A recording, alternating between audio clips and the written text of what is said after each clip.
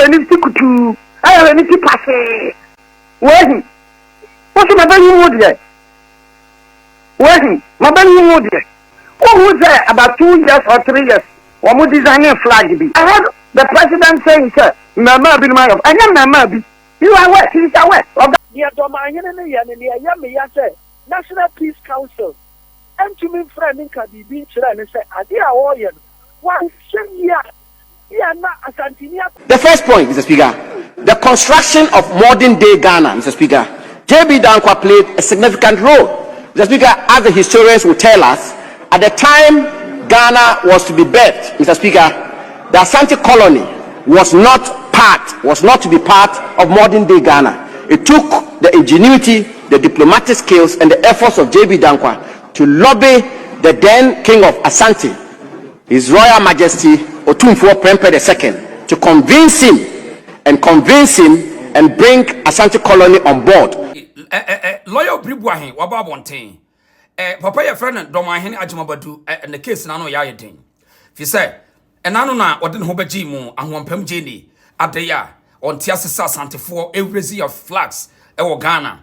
Na Ghana nyina ye kuro baako it won pene it IGPD wode ne wo bi ka na won de na Mahama won ye NDC ni yate ne mi no kasa ya lawyer fo bi aka bom se papa yi esese o mo hwe na national security etimi peke papa no enye sadako ode ntokwa ene bebo man mu asemwe efrakufu ado pen so ya aka na banifu abuo masumdia papa de na bodam sam sa adako na wakofa oyede e de abagana ansa na yesu nyansa na lawyer Obiri Boahen abekasa wo ho anoche frempon so di nkobo foforo asem ne say Dormaahene Dormaahene udiebo na ogu ho ani wase ene ogu court ani wase ama judges ani monyam esei fi se ye de Dormaahene kakra sa nsemfun na everyday wodi ya ka ne pain se he me no ka say in parliament ubiti Asante eye nation ena JB Dankwa Dawroma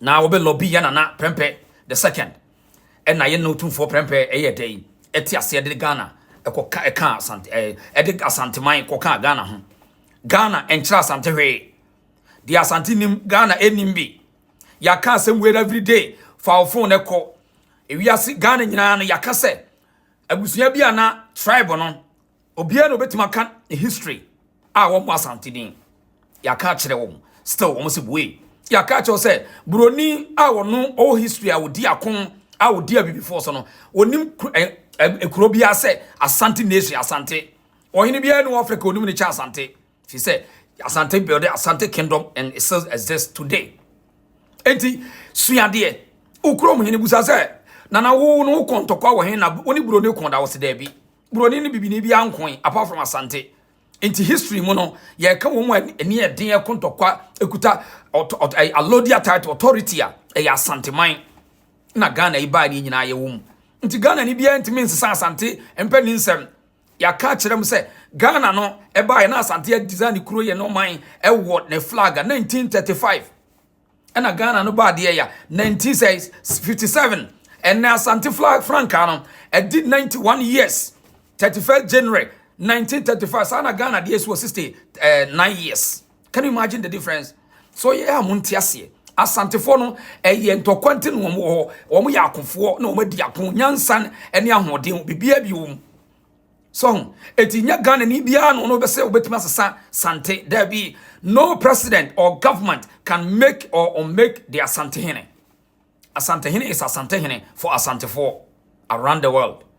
Yentiase sa na lawyer Obiri Boahen akasa and akọ parliament so a wo ma di adanse say Asante was a nation in a country called Ghana.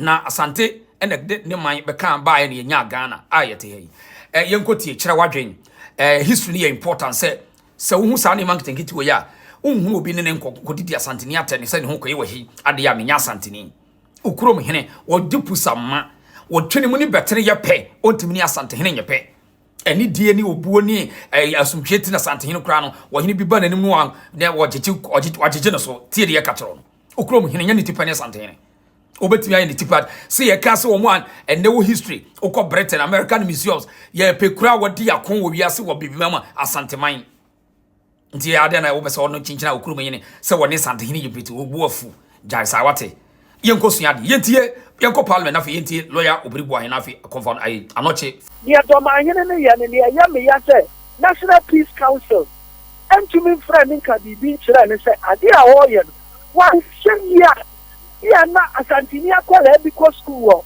Dormaahene kura na be bisa no ma fa ko ye argument na ya bu ne kunu na ma Asantes so akohia the friend say Dormaahene akwala bi wo fun to na kenten secondary school no mo akoko no na bi ja to ye man ni nyina mu na innocent people ewu ayam me yasa National Peace Council and Kadibian. Number 2, National House of Chiefs. Research department with the view say research and the more mining in our campo maya bacope. Ayam me yasa Kadibian. Dormaahene. No was sorry. What can one can do? Yes, one them have said. There be a Asante, there be a Asante man. I don't know so Muka be being concerned. It's a Asante Youth Association. One in Casa, I want to say, Nipa Bacope, Nana Free, and Sumenya, and Miss Interest.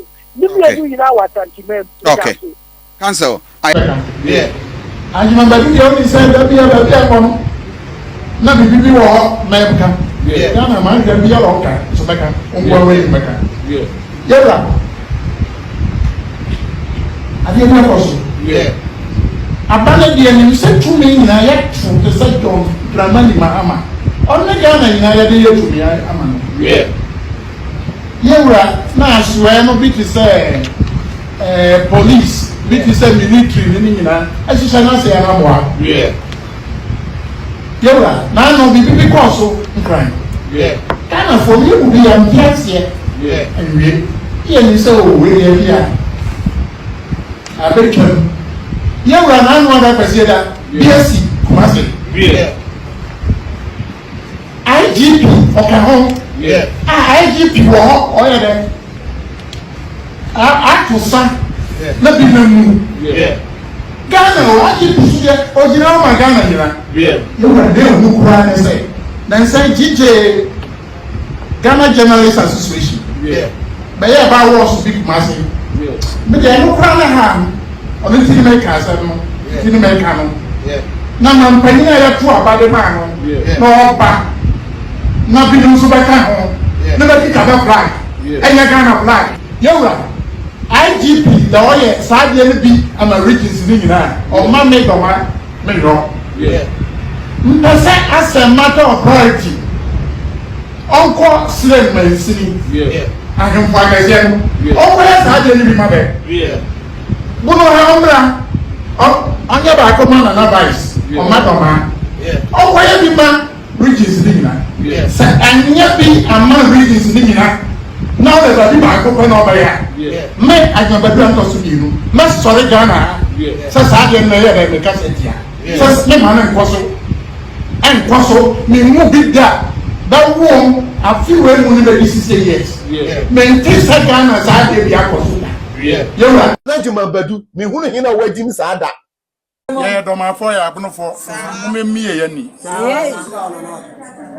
mi batena so a be project hini bi bi so batena so a onya ne saa o project bia nti me nya man yo na me de ya me ka cho so hu mie wani saa na obia nhwe ne yakoso no na fra wa hu ne me kire bi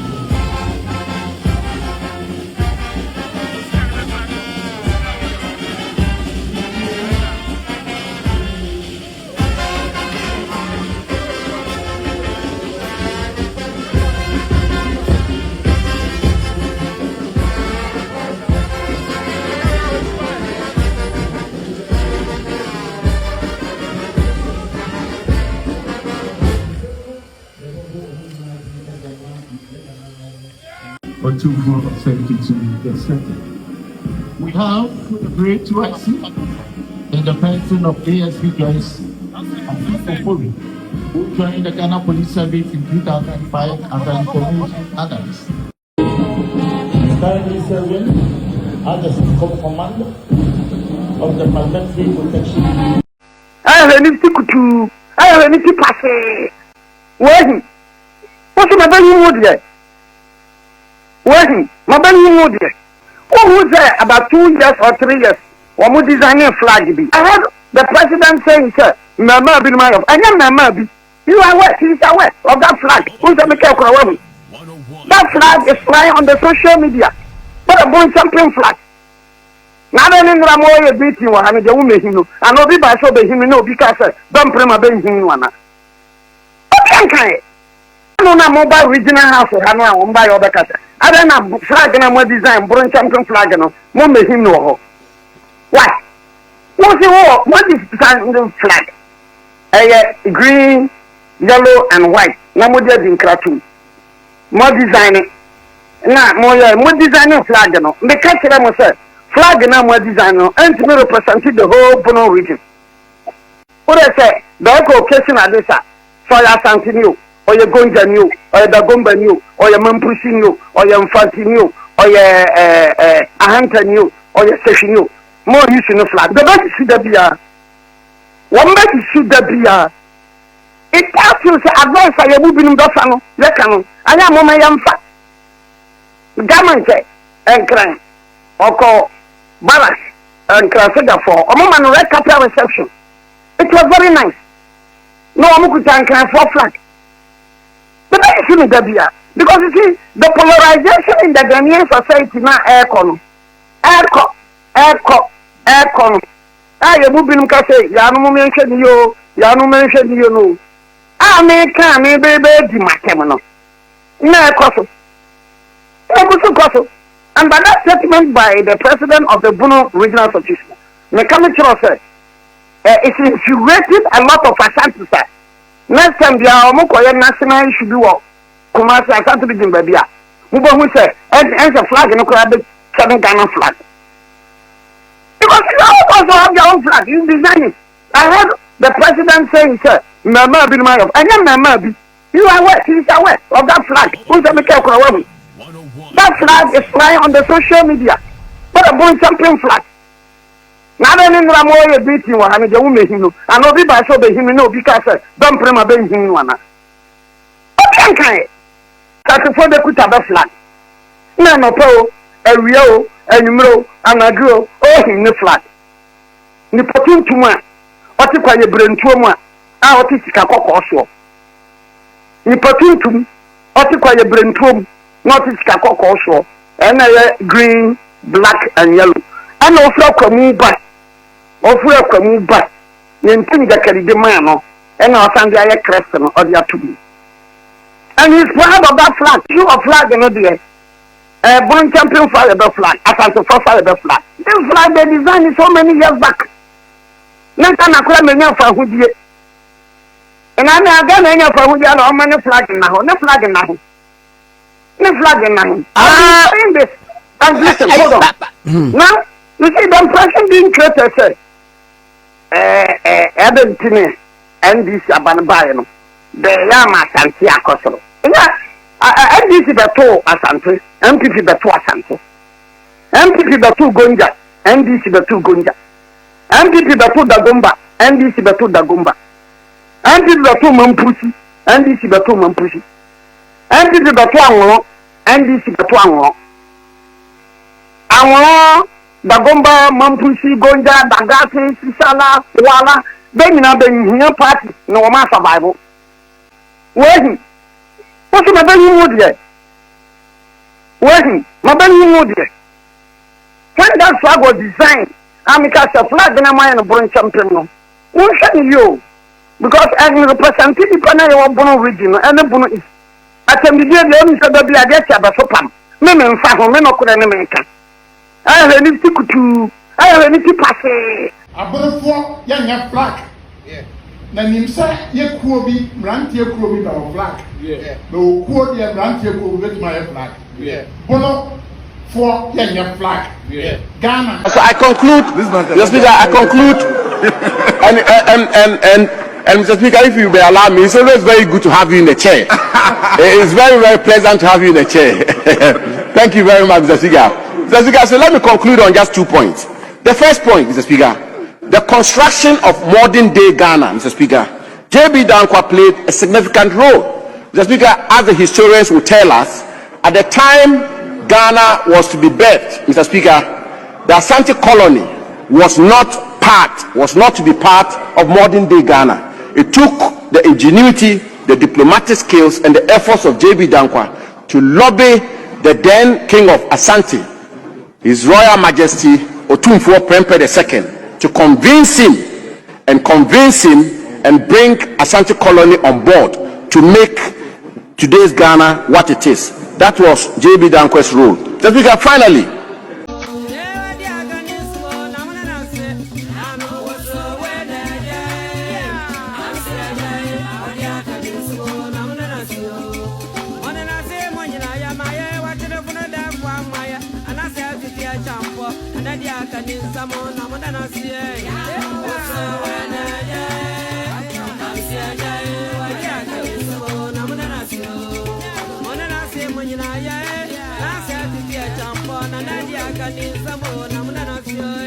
Asante kotoko no so ni ebedi akwa aboabo ho etio ne to na sakra aboankwa ye de etiri beto asem ne frititio odmankoma ade no yamfa anto de da na efrato odmankoma ba ade oba asante kotoko kofo okun afrana nanom ye kun anu ohye kotoko jami bi okunfo ne ye ekun bia ebedi na ntiasie wom Asante kotoko no edina nkrofo di eti pimpim konfo hu bibi anfa ni timpim duem ayempo asante kotoko boafo akon na sa etu no ayekunu mado aye nana sa tu brimponia anasa wa me dom ni ku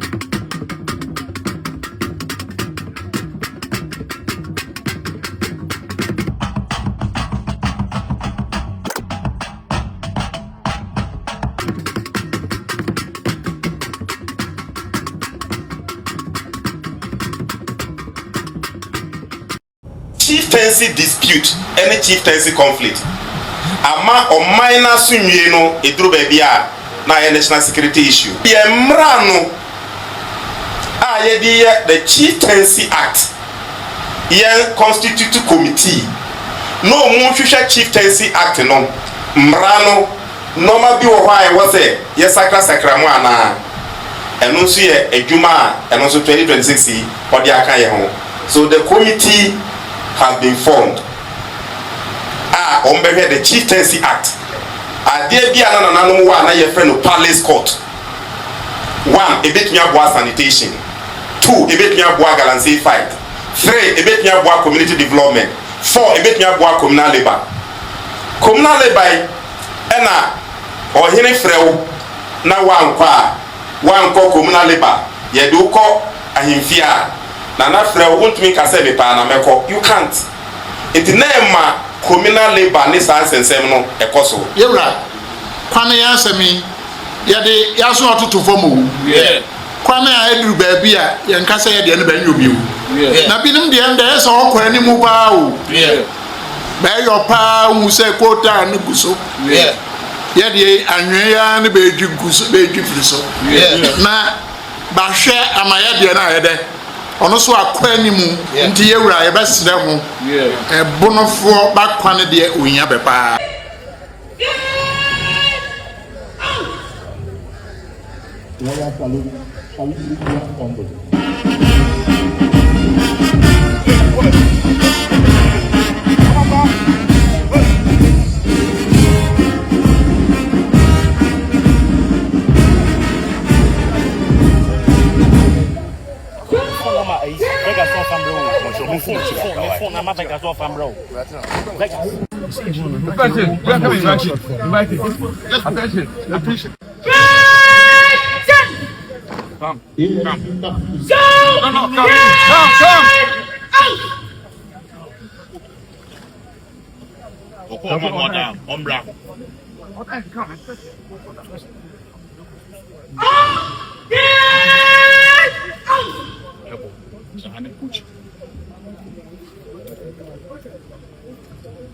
Brigade Commander AFC Kafi Ajiman is now risking to abstraction from His Royal Majesty. Nana do ya ne so bia ye the program akoside na so ya papa yin ne ma me prepra wa enya bufuo o de ka bet ma be prepra ya da se yo zum la yo ha ma prepra ama yi nana ya da se ene ka wo bo sha sha ka baba prepra ama yi but pensa ewie nana kono kosua de o ka wo ja sante chia wo be wu afon kokosua de nana na wo ma manne eni ma mamle abon do ape ne manya enchiremu ni ye za ye so buwi akwaside no omo de krata akoma wampa mu hene Dormaahene se eyi bedo mu ye afahye no ho aye fitu obe prepra ho o me prepra ho e no de press conference ai kasa tete no kotra o kasa awon no wasi do na wo ubenya sa ya wie program me hye de se be prepra ho Dormaahene suanya sawati echi na taluti wadwe ho no se e wa ma na we awie kwaside de se be prepare be hia e ya o ya Dormaahene ei Dormaafo we de mo didi pa bia be di musu o e mi kwa misi dipa wakofa ade bi ei ti Dormaahene wa na wo no onu kwa se yeso ba mi wu kro ontimi nya yie ni pa ma Jimmy say Dormaahene wa Jimmy o ko prepare me hia o be press conference. Mr. Speaker, I want to conclude by saying thank you very much, Mr. Speaker.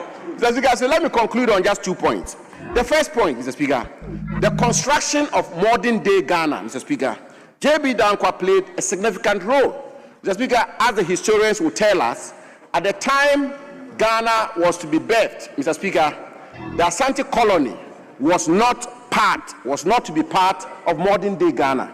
It took the ingenuity, the diplomatic skills, and the efforts of J.B. Dankwa to lobby the then king of Asante, His Royal Majesty Otumfuo Prempeh II, to convince him and bring Asante colony on board to make today's Ghana what it is. That was J.B. Dankwa's role. Just because finally, if there was one legacy that is attributed to Dr. J.B. Dankwa, advocate for a unitary Ghana, a one Ghana, where we are all one people. Mr. Speaker, today, that is the Ghana we have today. And that is the Ghana we have all built a consensus around which is a Ghana where we have pluralism, political pluralism, we have democratic accountability, we have respect for human rights, we have rule of law, we have private enterprise. That is the Ghana we have. Abonfo yanya flag. Na nimsa ye kuo bi mrantie kuo bi ba flag. No kuo de mrantie kuo bi betuma ye flag. Bono for yanya flag. Ghana